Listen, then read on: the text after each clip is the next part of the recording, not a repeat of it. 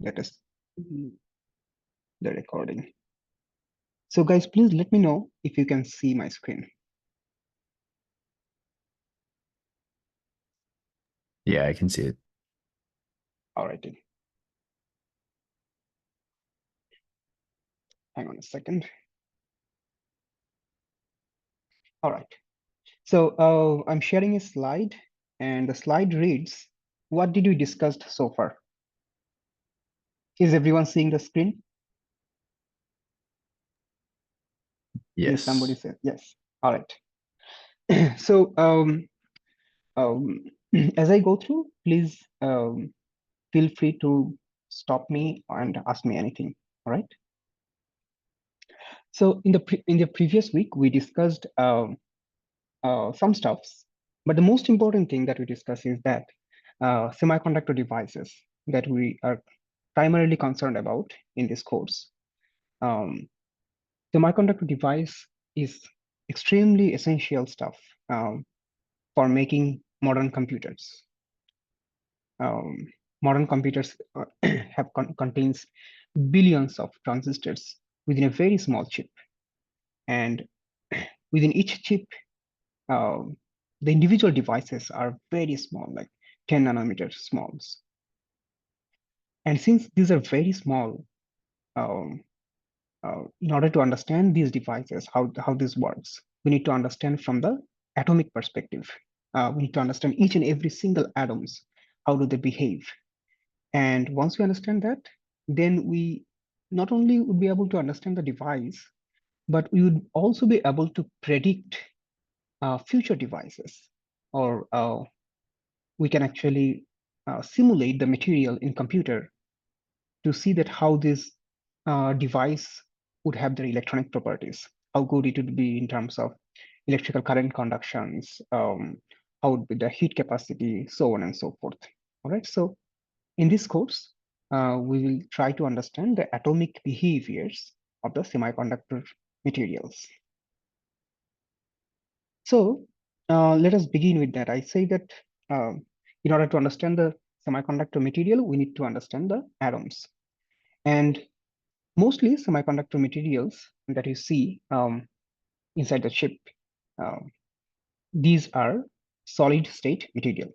Solid state materials means the atoms have a periodic and regular predefined arrangements.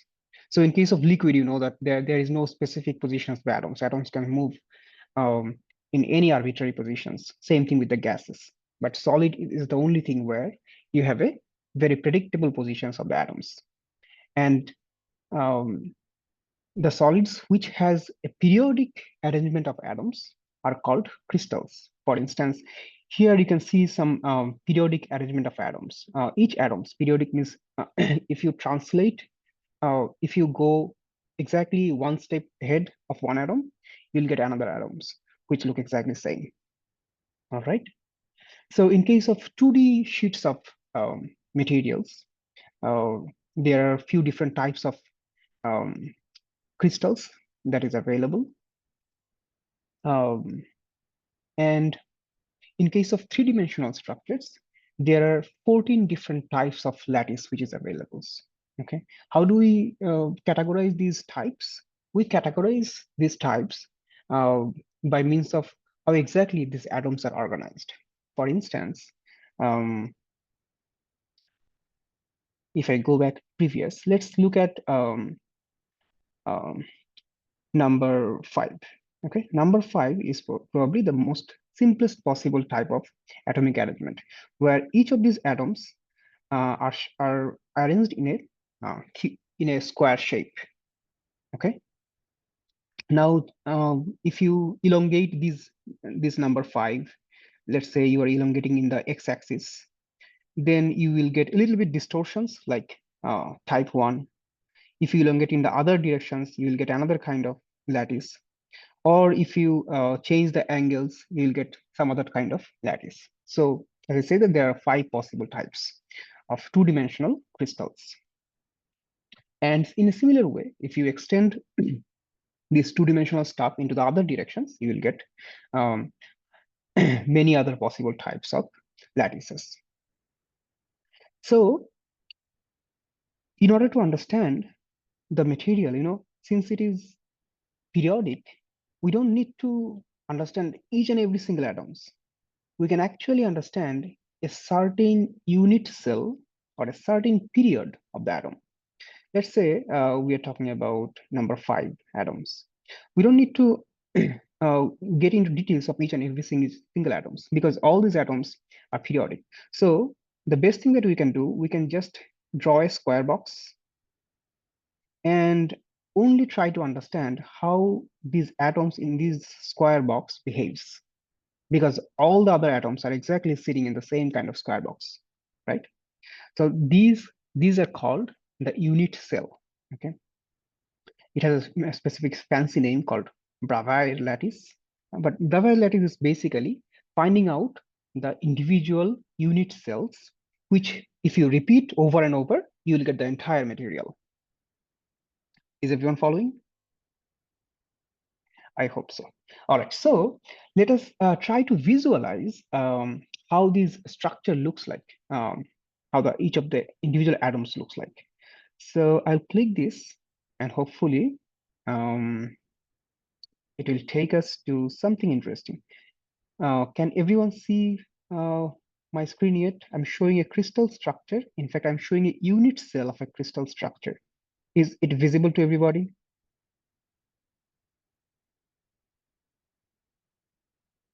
Yes, Yeah, it Professor. is. Okay. So when I rotate this, you can also see how it changes, right? Hopefully. So this is a simplest possible three-dimensional cells where each of the atoms are sitting on the four corners of the cube. Okay, so basically when you repeat these cells over and over, you will get the entire materials. For instance, here is an example. Like if you repeat it 2 by 2, you'll get a bigger version of it. 3 by 3 will get even a bigger version of it, so on and so on. So this is how the entire material is constructed. But as I said, that since these are all periodic, we don't need to understand the entire atoms that is out there in the material, whole material. We just need to understand a single unit cell. That makes it very convenient, right? So now tell me one thing. In this cubic structure, um, if I focus on this cell and I ask you, how many atoms are there? You might have said that there are 8 atoms, which is true. But look at that. If I go for higher number of cells, you will see that these atoms, uh, each atoms, are actually shared by other unit cell in the neighborhood. For instance, this guy, look at this atom. This atom is being shared by another unit cell here. I hope you can see my cursor also. Can somebody confirm? Yeah, we can. Okay, awesome. So this atom is actually being shared by some other unit cells, right? So if I ask that, what is the number of atom in the unit in a given unit cell, you cannot just say it is 8, okay? Because you have to exclude the part of the atom which is actually being shared by other unit cells in the neighborhood. So if I come back to the conventional unit cell, can somebody make a guess? Like if I ask you to calculate the total number of atoms only within that cell, what it would be? Remember that this is not a single atom. This atom is being shared by other 3 unit cells. So total 4 unit cell is being shared by this guy. So if you take into account of all of these shared portions and only consider what is only inside within that unit cell, you will find out that only 1/8 of the entire sphere is captured by a unit cell. So since there are total 8 number of cells, the total number of atom within a cell is 1/8 of each cell, each atom. That means total 1/8 multiplied by 8, which is 1. So in this crystal, there is only one single atom. Is everyone following why I say that it is not 8 atom but 1 atom? It's because all these atoms are partially shared by other unit cells. So I'm only considering the atom which is inside a given unit cell. Okay. So for a crystal structure, for a cubic crystal structure, each unit cell contains exactly 1 atom. Okay. Now, what if I ask you this? Let's say I do not want to consider the entire crystal structure. Let's say that I just want to consider a single surface on this cube.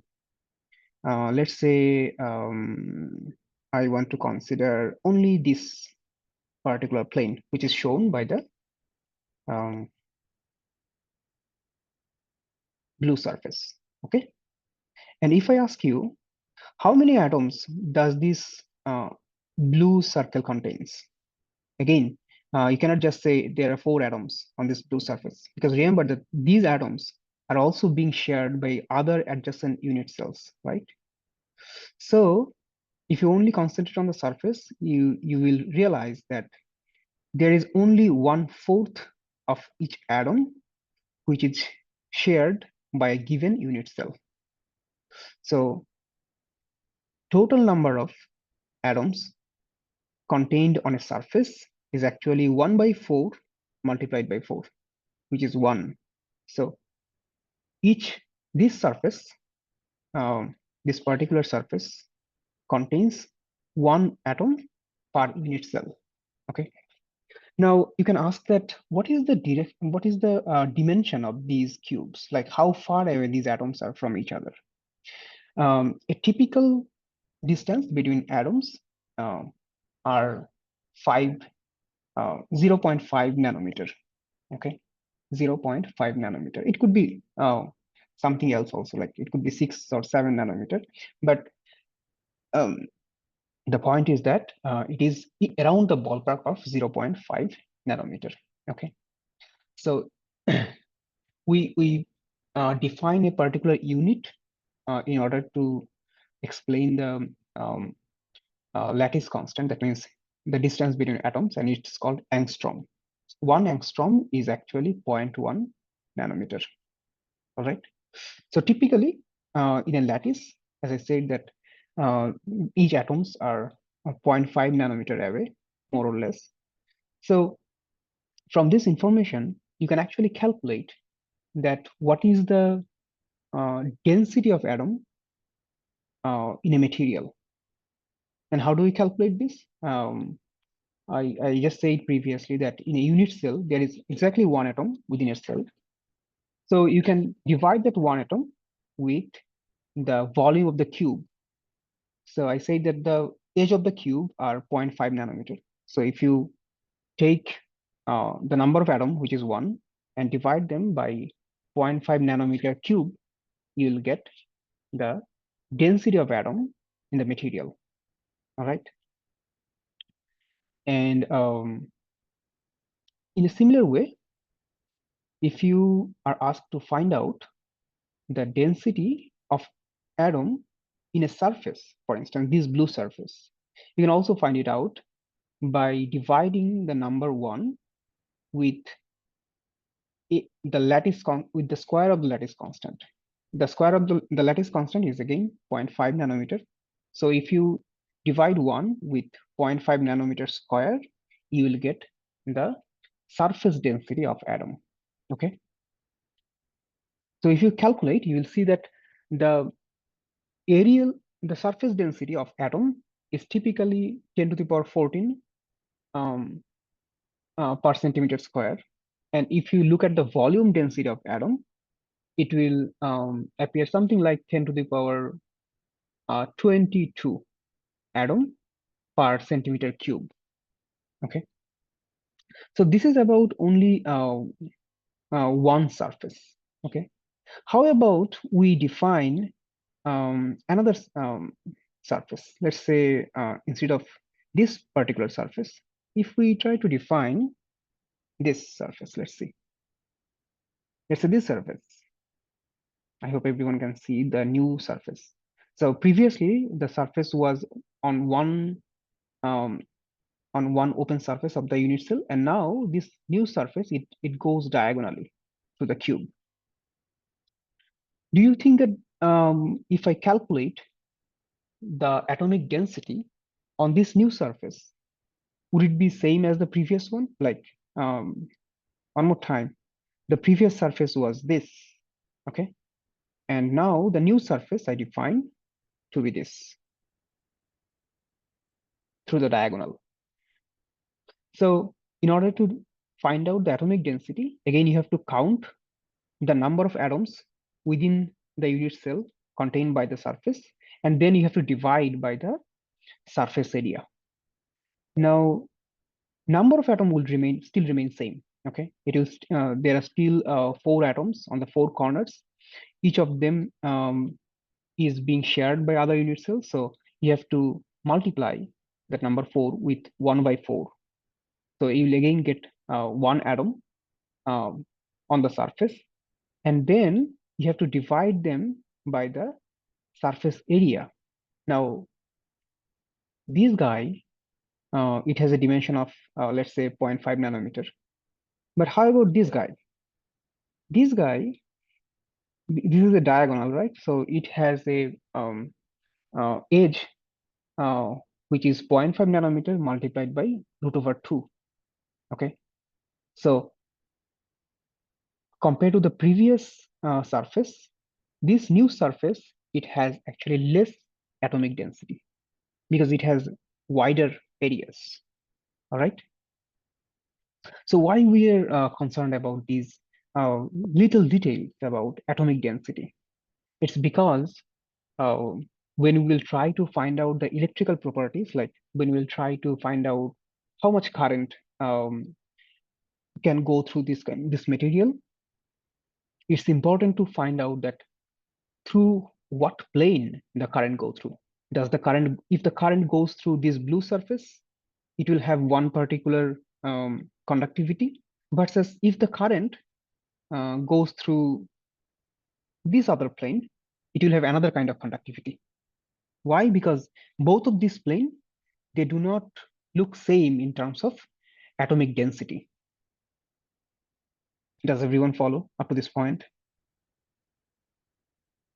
Please say yes or no. If you have a question, I mean, I can answer very happily. Yeah, that makes sense. All right, thank you so much. So give me 1 second. I can see somebody in the chat. Oh, okay. Somebody is saying yes, yes. Thank you so much. So I hope I was able to explain that in a crystal, um, the arrangement of the atom is very important. And depending on which plane you are talking about, the conductivity can change significantly. Okay. This is not true for other conventional material. For instance, when we talk about the conductivity of like wires that you see on top of your head, these wires are pretty crude. Okay, so and electrons, when electrons go through this kind of copper wires, they actually scatter all the way. Like if you think about electricity through a copper conductors, the electrons actually jumbles around. It goes from here to there. It just moves to and fro. So for those kind of conductors where you really do not have a very fine control of electrons, there is no need to even discuss about crystal planes. Okay, so this is why when you take a course on like DC circuits or AC circuit, we don't even talk about atoms. But for semiconductor, as I said, that semiconductor devices are getting extremely small, like nanometer size. So the atomic arrangement becomes extremely important compared to all the other cases where we do not care about the atoms. And crystal planes becomes extremely important. Each of these crystal plane have different conductivity. All right. So let us go back and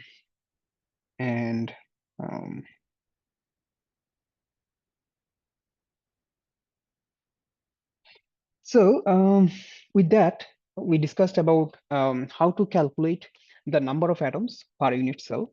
For instance, in a single cubic crystal, we discussed that the total number of atom within that cube is actually one atom per cell.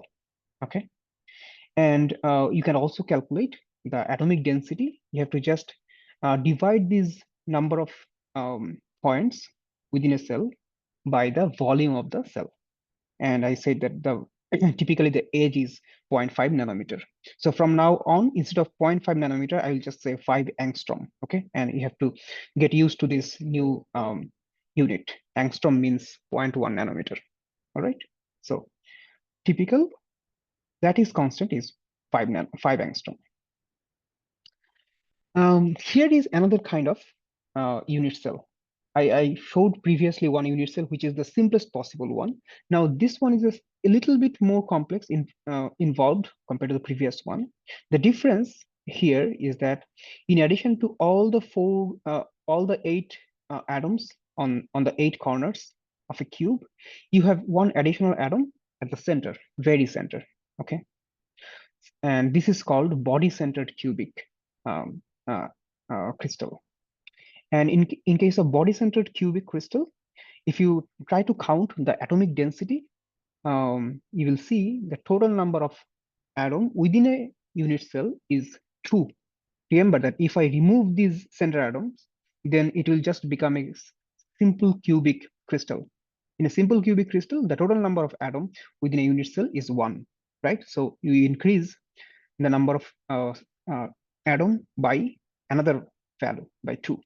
So a body-centered cubic crystal will have a different kind of atomic density, right?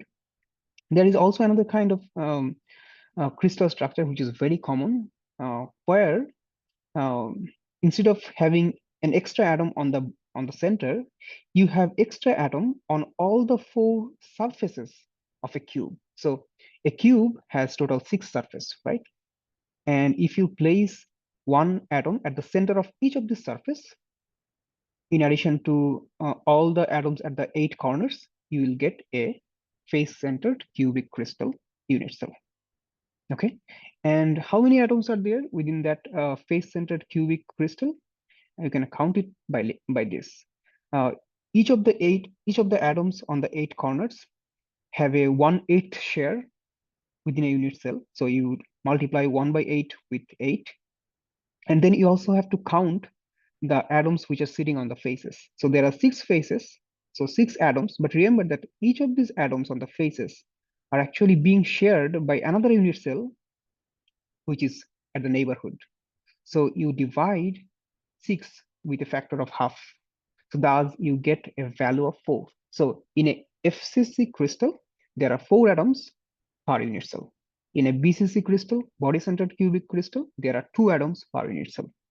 Okay, so you understand that since the atom changes, the number of atom in per unit cell changes, so will change their atomic density, right? Even if all of them have same lattice parameter of 5 angstrom, they will all have very different atomic density. And since they have very different atomic density, they will have very different conductivity. Everyone follows up to this point? Yes. All right. So here is another hexagonal crystal cells, and the idea is same, that you count the number of unit cells, and then from there you count the atomic densities. And I'll just leave it for you to practice that how the atomic density can be calculated, right? And we talked about the packing density. So packing density, what is packing density? Packing density means the following. Let's say you are talking about a simple cubic crystal. If you blow up all these atoms to an extent that each of these balls becomes big enough to touch each other like this, then how much solid space is going to be occupied by those balls, and how much space will be left empty?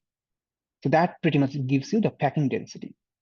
Okay, to give you an idea, let's go back here and try to see the 3-dimensional picture one more time.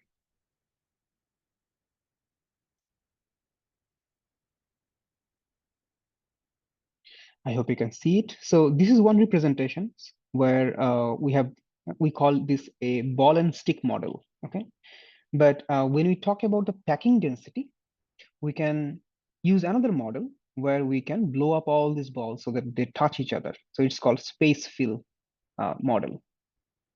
So here in this model, you can calculate that how much space is being occupied by the balls and how much white space are remaining unoccupied. Okay, that gives you the packing density. So let's go back.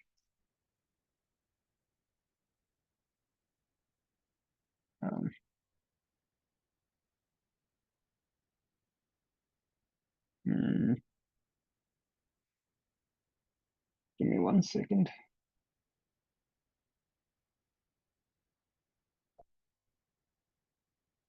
So packing density, how to calculate the packing density for a simple cubic crystal? Well, it's not that difficult. You have to just realize that the radius of each of these balls are actually half of the crystal lattice. So if the crystal lattice is 5 angstrom, then the radius of each of the balls has to be 2.5 angstrom, right? And then you can also calculate the volume of each of these balls. The volume is just 4 by 3 pi r cube, right? Where r is 2.5 angstrom. Now, in order to calculate the packing density, remember that you cannot calculate the entire volume because the ball is also being shared by the other unit cell at the neighborhood. So you only have to calculate the 1/8 of the portion of the ball which is within that unit cell. So you multiply 1 by 8 with the volume of the sphere, and then you calculate the total number of balls, which is 8, and then you divide this entire stuff with the volume of the unit cell now, which is a cube, and thus how you will get the packing density of 52%. Okay, if you just calculate it out, we'll say in a simple crystal, only 50%, roughly half of the space is just filled up by the balls. The remaining half is just completely empty. Okay. So this is true for cubic crystal lattice. If we consider the other structure like the body-centered cubic and face-centered cubic, I hope you can calculate the packing density. I will probably give you as a homework, and hopefully you'll be able to figure it out, that what is the packing density. All right. And we also talked about the volume density and areal packing density. Areal packing density means you do not consider the entire three-dimensional unit cell, but you only consider a single plane. And depending on which plane you are talking about, your packing density will change.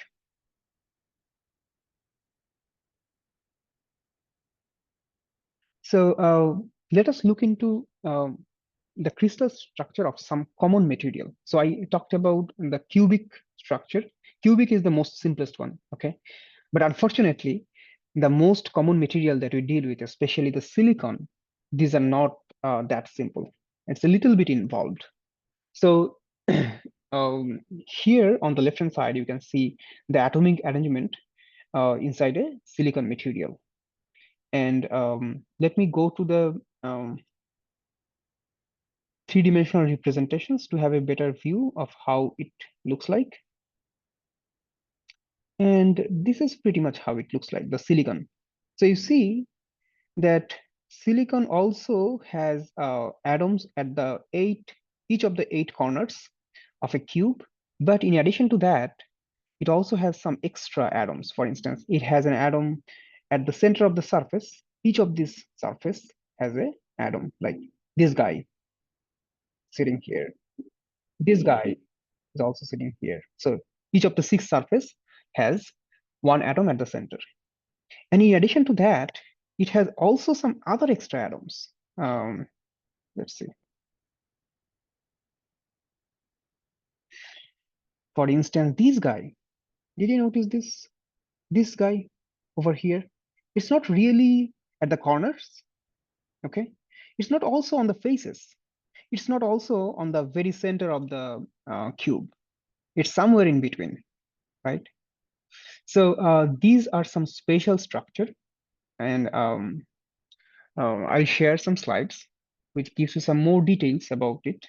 But the basic idea is that these particular structure is common to see in silicon, and we have a special name for it. It's called diamond structure. Okay, so silicon has a diamond lattice structure. In a diamond lattice structure, we have atoms in the corners, atoms on the faces, and also a few extra atoms in the interior of the unit cell. And you can actually calculate, you can actually count that how many atoms are there in the unit cell. So when you calculate, be careful that you do not double count a unit cell which is being shared by the other cells. Okay. For instance, this guy at the corner is being shared by another 8 unit cells. So you only consider 1/8 portion of it. But about this guy, which is actually at the interior, you're going to calculate the entire atom. Okay. So no more fractional contribution is here. It's contributing fully. All right. So now let's go back. So this is the structure of silicon, and as I said that it's called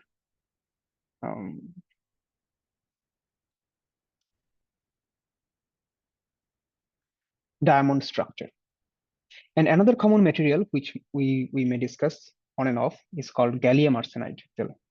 Gallium arsenide and silicon, they are actually very similar to each other. If you look at it closely, you'll see that they're actually pretty much same. The only difference is that gallium arsenide has 2 different kind of atoms. Silicon has all same atom, right? Everything is silicon. In case of gallium arsenide, we have gallium atom and arsenide atom. But apart from that, if you just consider gallium and arsenide to be the similar atoms, then all the structures between gallium arsenide and silicon are exactly same. So I will tell a little bit that why silicon is important, because some people might have not there in the first class. So silicon is important because we can grow it from sand. Okay, sand is one of the most common material which is abundantly found in Earth. And that's why silicon, making chips from silicon is very cheap. Okay, it's very cost effective. And because it is very cost effective, we can actually produce electronic device that we can buy with, let's say, our modern cell phones. A smartphone is within $100, and that is possible because we make the chip from silicon. So that's why silicon is important. Gallium arsenide is also important because gallium arsenide is not very easily found in nature, for sure, but it has very interesting and better property than silicons. Okay, it has better electronic conductivities, and also you'll see that it can emit light very efficiently. So if you try to make lasers, gallium arsenide is the way to go. Silicon actually cannot make lasers. Silicon is very good for making transistors, but for lasing or making LED, which is extremely important to make interconnect, I mean, to make internet. Without internet, we cannot even have these sessions. So these internet that runs optical signals, these optical signal actually comes through lasers, and gallium arsenide is one of the most dominant material by which we can make lasers. Understood? So this is why we particularly isolate these two type of material, silicon and gallium arsenide. Is everyone following with me up to this point? Please say something. Yeah. Awesome. Thank you. Alrighty. So we discussed about the atomic density. So I hope that you can find out the atomic density of silicon, atomic density of gallium arsenide by your own self. And you can also find the packing density. Now, as I said that when you change the surface in a unit cell, it also changes the atomic density. So when it is important to level each of these planes in a given unit cell. And there is a particular way by which we give them some names, okay? Then the way is the following. Let's say we have these cubic cells. And how do I say that we are talking about the blue surface? Like how mathematically we can say that this is we are talking about the blue surface and not the yellow surface or not the purple surface. The way we define is the following. So let's say that this is x, y, and z axis, and we are trying to talk about the blue surface. Then we have to give it a name, a level, right? How do we level it? We level it in this way. We look at the intersection. How does this plane intersect the axes? So this blue surface, it intersects only the z-axis, correct? It does not intersect the x-axis or the y-axis because this plane is actually in parallel with xy. And similarly, this plane, you see that this plane actually only intersects y-axis. It is parallel with x and z, and that's why it doesn't intersect. On the other hand, this guy at the very corner, you'll see that it intersects all of these three axes. Okay, it intersects x, y, and z at the position of 1, 1, and 1. So based on that, the nomenclature, the convention of naming the planes is the following: that you first find out what is those intercepting points. For instance, if you look at XYZ and try to consider only these planes, this plane is going to cut the XYZ at a position of 2, 3, and 1. You see this? So 2, 3, 1 is taken as the intercept point. And then the next step is you are going to invert it. Okay. So instead of 2, 3, 1, you'll just write 1 by 2, 1 by 3, and 1. Okay. It's just the convention. And then the next step is you multiply all of these numbers with the least common factor, for instance, so that everything becomes integer. Okay, so the least common multiplier for these guys is 6. So you multiply everything by 6, you get the following. Okay, you get here you get 3, here you get 2, and here you get 6. So 3, 2, and 6. This is how we are going to label this particular planes. All right. So this is just a convention. I mean, no question that why we do it this way. Just we are following the convention. You can ask this question that why we are inverting it, and the reason is the following. Let's say I just discussed that the way we get this number is that we look at the intercept and try to name it accordingly. But if we talk about this guy, let's say this blue surface, I know that this blue surface, it is going to intersect the z-axis, but it is not going to intersect the x and y-axis. In other words, I can say that the blue surface is going to intersect x and y-axis at infinity, right? So infinity is something that's not very convenient to always carry out. It's rather better if we replace it with something else. So if we follow this convention, you will know that you are going to, in the third step, you are going to invert everything. So infinity is going to be inverted. It will become 1 by infinity, which is actually 0. Okay. So this plane, you'll see that this plane is being labeled as 0, 0, 1. So 0 actually means it is not going to intersect x at all. It comes by taking the inverse of infinity. Okay. So I think that's pretty much it for today. We're also over the time. So let me know if you have any questions, particularly here, that how the nomenclature is done. I can describe in just a few seconds. Anybody has any questions? Okay, if not, then probably we can call it a day. Thank you so much for your attention.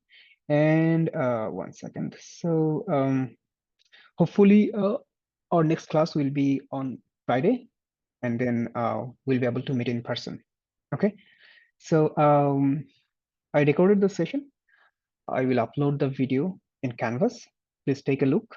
And as I said, that if you have some difficulty, any questions, please come and see me in the office hours. So with that, thank you so much, guys. I hope to see you on Friday. Goodbye. Thank you. Sure thing. Bye. Thank you.